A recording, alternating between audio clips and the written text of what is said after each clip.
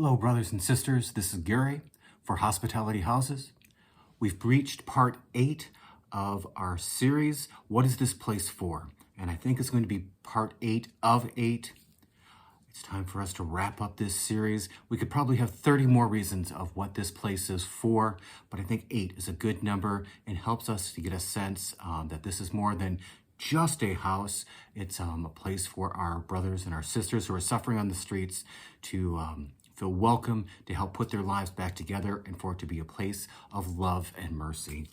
You know, in the first 7 parts, we talked about some different things of what this place is going to be for. In part 1, we talked about counteracting the loneliness.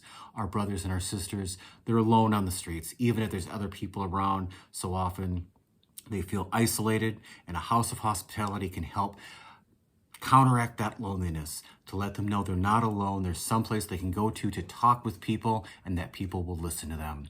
You know, in part 2, we talked about a similar concept, that of recognition, that they're not just a homeless person. They are a person that is loved and created by God for a purpose, and they're meant to be more than, again, just a body on the streets that we can forget about.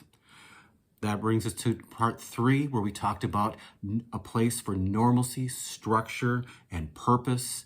You know, we talked about in that week different houses that did things along the lines of, you know, in New York, Father Egan, he had in the Haven back in the 60s when he created that, it talked about Juanita, who had her place with a sewing machine that she could go and sew. And at the Peace House in Minneapolis, even now, we talk of a place that has where they can play games, dominoes, and they can do little woodworking projects.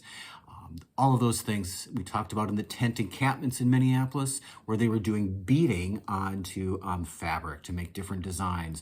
And those things sound so trivial when it seems there's so many needs, but having that structure, that normalcy, being able to see normal, once again, is so important for getting back to normal. If you can never see normal, if it's always a daily fight, how do you ever realize that you, again, are meant for something more than just being on the streets and always in a place of instability? So we need this house of hospitality to be normal, a place of normalcy, structure, purpose. In part 4, we talked about a place for real food, real meals on real plates. Food can be found somewhere on the streets. Grocery stores will send out their extra food, their day-old food, but so often it comes in all these different ingredients, but they're not coming as real meals. And that's what our brothers and sisters also need. They need nutrition, but they also need real meals, not a thing of hummus here and, you know, maybe bread somewhere else, and they have to figure out how to get that bread and that hummus together. They need real meals, and they need to know something just like when they were growing up, hopefully, when they were at home and they had, you know, the meat and the potatoes and something along those lines. But we need real food, real meals served on real plates. Nobody wants to always eat out of a styrofoam container. We then talked about in part 5, a place for Jesus. You know, Blessed Carlo Acutis, hope I'm pronouncing his name correctly. He talked about the idea of living somewhere, the idea of that it was more than just a place. It was the idea of something that we possess, a house that we inhabit, that inhabits us, as part of us. And we need to realize in this house of hospitality, it is not just a secular service agency. It is a place where we are going to ask Jesus to be with us, to live with us, to abide in us, in him. So that way it becomes more of the place of love and of mercy. This house of hospitality needs to include a room that is specifically and explicitly for prayer, and hopefully with the permission of the archbishop or bishop, also a place where there might be a holy sacrifice of the Mass that is being said. In any case, a place for Jesus to come together, where 2 or 3 are gathered together in my name, there am I. We want Jesus in this house. Again, not just a building.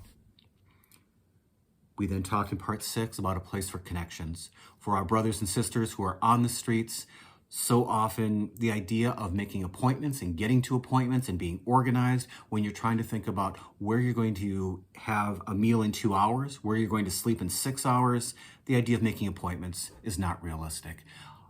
We need those connections that they need so much to be able to come to them. There needs to be a point where those places we're together, connecting to social services, to our mental health services, to being able to apply for a job. How do I get that ID back so I can apply for a job? All those connections need to be able to come to some place where our brothers and sisters can go to and have it be approachable.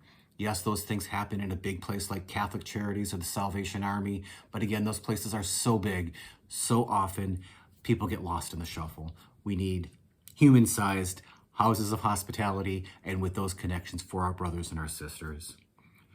Last week in part 7, we talked about a place for being clean. You know, when you and I go and work in the garage and it's a hot sunny day and we've been out there for 4 hours, and it's hot and it's sweaty, I think almost nobody immediately jumps into the car and drives to the grocery store because you know you're not going to be comfortable, you know you're going to be self-conscious. It's no different for our brothers and sisters. If they haven't been able to wash their clothes for a week, been able to be in the shower in perhaps a week, they're certainly not going to be wanting to walk into stores or to apply for a job, into all of those things that they need to get back to normal. We need this place to have a place where they can get clean clothes. If you remember in the video or in last week's talk, we talked about in Los Angeles, where there are the people who bring a mobile laundry truck to do laundry for their homeless brothers and sisters. And the one guy talked about people look at you differently.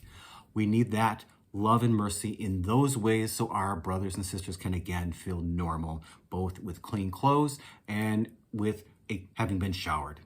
We hope that our place, our house of hospitality, can offer that to our brothers and sisters. And then finally here in part 8, week 8, we need a place for obtaining and keeping their belongings. Brothers and sisters, of course, who are living on the streets have to carry everything with them. There's no place to put anything in hopes of it being still there when they get back. And also it needs to be in ways that they can realistically carry. A big bottle of shampoo is not helpful if they have to always carry all of that and everything else with them. But maybe little bottles like we see in hotels, maybe that's things that we can provide that they need. Little flashlights we can provide, so if they have to be in a tent, at least they can have some light at night or wherever they might be. Providing those things and also providing lockers so that our brothers and sisters, when they do go to apply for a job or go to some appointment that they have been able to make, that they have a place they can leave their stuff, that they think that it be safe when they get back. Nobody wants to go to a job interview carrying a big backpack of everything that they've owned. We know that job interview is not going to go well. So we need to provide a place for our brothers and sisters to be able to store their things and to get them the things they need.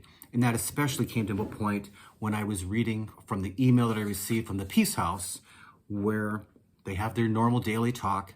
And one of the things that the executive director wrote in the email that he had sent out about last Tuesday's talk is he wrote, "I asked how difficult it is at the moment for community members to access basic services at other agencies. I knew that during COVID, many agencies had cut back on their services or moved to virtual services, which don't work well for many of our community members. And I wanted to hear if the trend had reversed. Unfortunately, no one had any positive comments. The members commented that agencies don't really listen to the clients, and that a lot of the individual workers are not trained properly and do not understand what being homeless means or how it affects the way people operate. Several people indicated they felt the organizations were more focused on financial profit rather than helping those in need." We need this house of hospitality to show love and mercy, of course, that of Jesus. And how we do that is being the light that counters a little bit of maybe what others are lacking right now.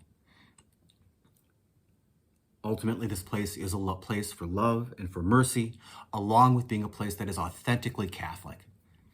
You know, I once was told, if it's true, it's Catholic, and if it's Catholic, it's true.